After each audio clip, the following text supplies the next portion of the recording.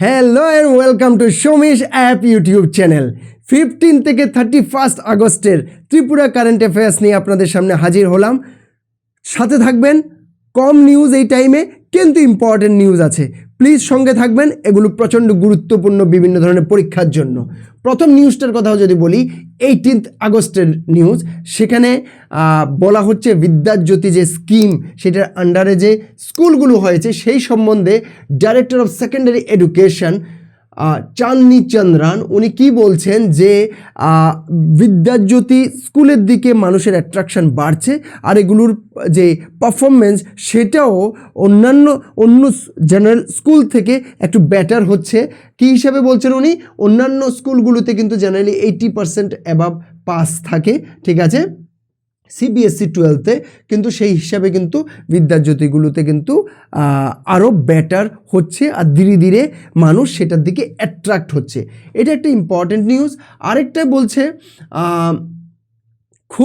খুবই গুরুত্বপূর্ণ নিউজ, যে চন্দ্রায়ন 3 ইন্ডিয়া পুরো হিস্ট্রি করে ফেলেছে, যে চাঁদের সাউদার্ন পোলে একমাত্র কান্ট্রি যে পৌঁছতে পেরেছে। তো এটা আমাদের জন্য কিন্তু প্রচণ্ড গর্বের বিষয়। I am sure you guys have enjoyed after this news. তো এটার ক্ষেত্রে শুধু যে ইন্ডিয়ার বাইরে অনেক আমরা প্রশংসা পাচ্ছি বা ইন্ডিয়াতে আমরা সবাই খুশি হচ্ছি, সেটা তো ইম্পর্টেন্ট নিউজ, কিন্তু আরেকটা ইম্পর্টেন্ট নিউজ হচ্ছে আমাদেরই ত্রিপুরার, আমাদেরই ছোট রাজ্য ত্রিপুরার অনেকগুলো কৃতি বিজ্ঞানীরা সেখানে কিন্তু কন্ট্রিবিউট করেছেন।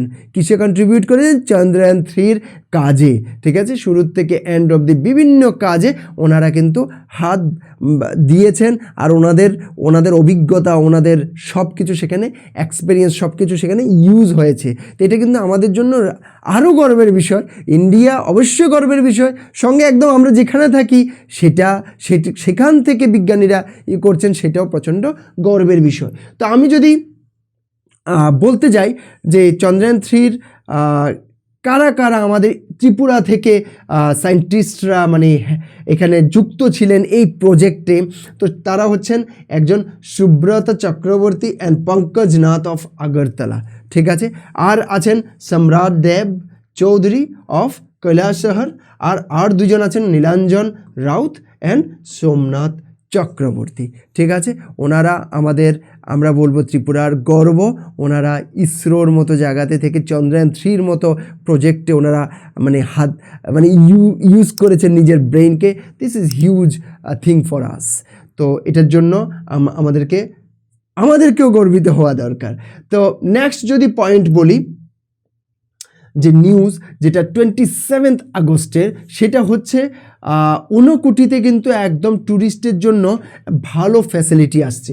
এটার জন্য ভালো টাকা বরাদ্দ হয়েছে।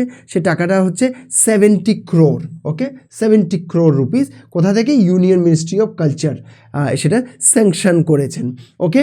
আর সেখানে অ্যাকচুয়ালি ইম্পর্টেন্ট কেন, ঊনকোটিটা ইম্পর্টেন্ট কেন?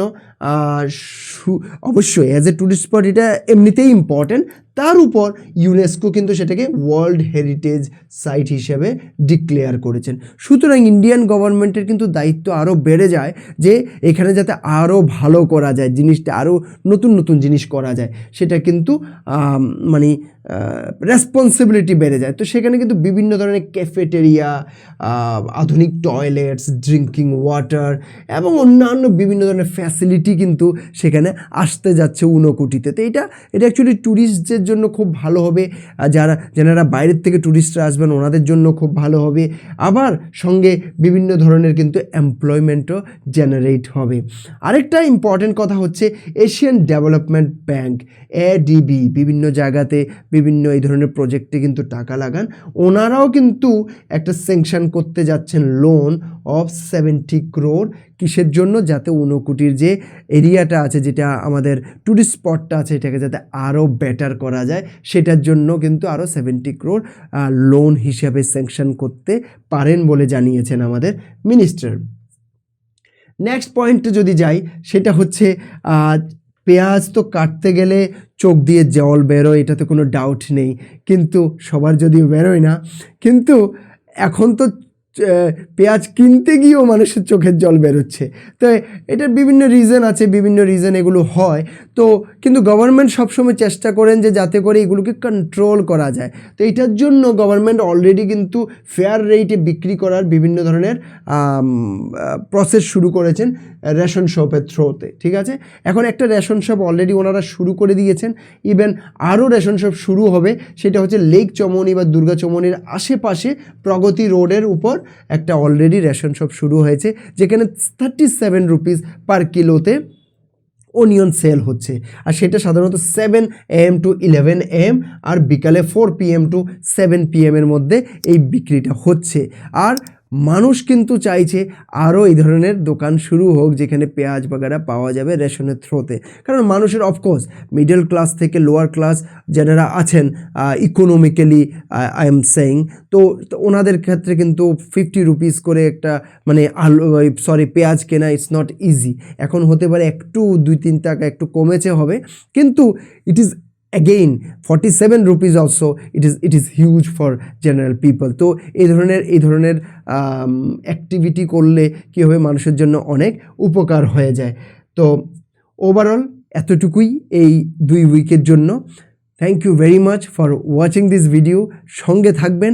আর কোনো সাজেশন থাকলে কী ধরনের ভিডিও আপনাদের লাগবে, কোন ধরনের টপিক কভার করলে আপনাদের সুবিধা হবে, এমসিকিউ বা জিকে রিলেটেড কী ধরনের কী নিয়ে আসলে আপনাদের উপকার হবে সেটা জানাবেন, যাতে করে আমরা আপনাদের টিপিএসসি, এসএসসি, ট্যাট, টিসিএস, টিপিএস বিভিন্ন ধরনের যত পরীক্ষা আছে এগুলোতে যাতে আমরা আপনাদের হেল্প করতে পারি। Thank you very much once again for listening to this session. Thank you.